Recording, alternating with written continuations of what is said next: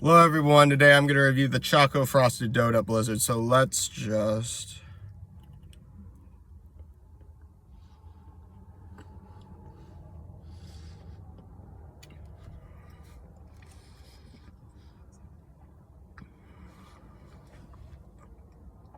I will say this, not the best flavor that DQ has done. You know, the donut chucks, they seem a little too hard to me, and it just kind of seems disorganized in here with what would otherwise be a great thing.